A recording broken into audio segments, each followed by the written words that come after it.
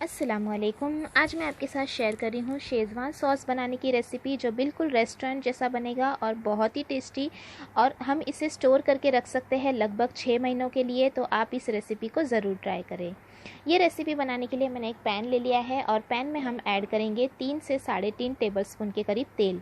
Schezwan sauce में तेल का ज़्यादा इस्तेमाल होता है, तो आप तेल में कंजूसी बिल्कुल ना करें।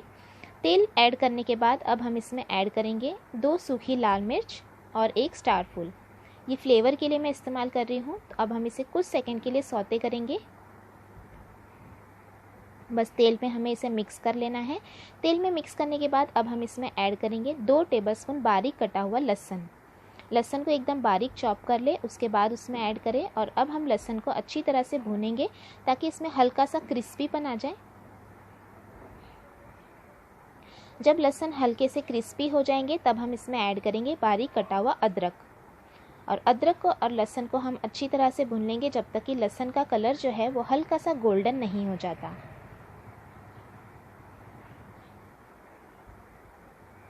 तो ये देखिए, अदरक लहसुन को मैंने अच्छी तरह से भून गया है, हल्का सा गोल्डन कलर भी आ गया है। अब हम इसमें ऐड करेंगे 1 टीस्पून ग्रीन चिली पेस्ट। तो ये क्रश की हुई मैंने ग्रीन चिली का इस्तेमाल किया है। अब हम इसे अच्छी तरह से भूनेंगे। बहुत ही अच्छा इसमें जो तीखापन है वो हरी मिर्च से ही आएगा, क्योंकि हम कश्मीरी लाल मिर्च पेस्ट का इस्तेमाल करने वाले हैं। तो हरी मिर्च से जो है वो इसका तीखापन आएगा। अब हमें कच्चापन दूर होने तक लगभग 1.5 से 2 मिनट के लिए हरी मिर्च को भी मीडियम फ्लेम पर भून लेना है, ताकि हरी मिर्च का जो कच्चापन है वो ख़त्म हो जाए। और जितनी अच्छी हम चटनी को भूनेंगे या सॉस को भूनेंगे उतना अच्छा उसका फ्लेवर आएगा। तो हरी मिर्च को भी हमने भून लिया है। अब मैं इसमें ऐड कर रही हूँ रेड चिली पेस्ट। तो यहाँ पर ये रेड चिली पेस्ट बनाने के लिए मैंने 10 कश्मीरी सूखी लाल मिर्च ली थी। उसकी मैंने बीजें जो है वो निकाल ली थी और 15 मिनट तक मैंने उसे गर्म पानी में भिगो कर रखा हुआ था। और जब अच्छी तरह से भीग गई 15 मिनट तक, उसके बाद इस तरह से हम उसका मिक्सर में ग्राइंड करके पेस्ट बना लेंगे। बहुत ही आसान है, बस आपको बीजें निकाल लेना है, गर्म पानी में 15 मिनट तक भिगोना है और फिर उसे ग्राइंड करके इस तरह से उसका पेस्ट बना लेना है। अब हम जो हमने पेस्ट ऐड किया है लाल मिर्च का, उसे भी हम अच्छी तरह से भुनेंगे लगभग 4 से 5 मिनट के लिए मीडियम फ्लेम पर। तेल रिलीज़ होने तक हमें इसे अच्छी तरह से भुनना है, ताकि जो कच्चापन है वो पूरा निकल जाए। और 4 से 5 मिनट भुनने के बाद हम इसमें ऐड करेंगे 1.5 टेबलस्पून टोमेटो केचप और साथ में ऐड करेंगे 1.5 टेबलस्पून रेड चिली सॉस। और फिर से हम इसे अच्छी तरह से भूनेंगे।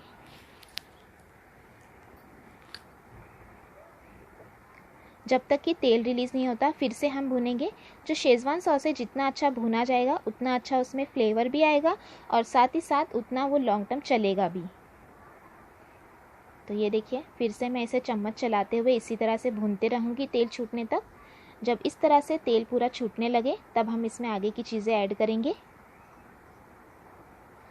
तो ये देखिए, तेल अच्छी तरह से रिलीज़ हो गया है। तो अब हम इसमें ऐड करेंगे नमक स्वाद अनुसार। हाफ टी स्पून ऐड करेंगे काली मिर्च का पाउडर और हाफ टी स्पून ऐड करेंगे शक्कर, जिससे इसका फ्लेवर जो है वो पूरा मेंटेन हो जाएगा। और मिक्स कर लेंगे और अब हम इसे भूनते रहेंगे 4 से 5 मिनट के लिए। फिर से इसी तरह से चम्मच चलाते हुए हमें भूनना है जब तक कि पूरा तेल जो है वो अलग नहीं हो जाता चटनी से। ये देखिए, इस तरह से हमें बस भूनते रहना है इसे। और पूरा तेल जो है जब अलग हो जाएगा तो ये हमारा शेज़वान सॉस बिल्कुल रेस्टोरेंट जैसा बनकर तैयार हो जाएगा। बहुत ही अच्छी इसमें से खुशबू आ रही है रेस्टोरेंट जैसी, और साथ ही साथ ये बहुत ही डिलीशियस बनता है। तो आपका जब भी मन करे शेज़वान फ्राइड राइस खाने का, तो आप उसमें इसी शेज़वान सॉस का इस्तेमाल करें, जिससे आपकी फ्राइड राइस जो है वो भी बहुत टेस्टी बनेगी। तो ये देखिए, पूरा तेल जो है वो अलग हो गया है चटनी से। तो अब हम गैस की फ्लेम बंद कर देंगे और ये हमारा रेस्टोरेंट जैसा 6 महीने तक टिकने वाला शेज़वान सॉस बनकर तैयार है। तो आप भी इस रेसिपी को ज़रूर ट्राई करें, और रेसिपी अच्छी लगी तो लाइक और शेयर भी ज़रूर करना और चैनल को सब्सक्राइब भी ज़रूर कीजिएगा। Thanks for watching. Have a good day. अस्सलाम।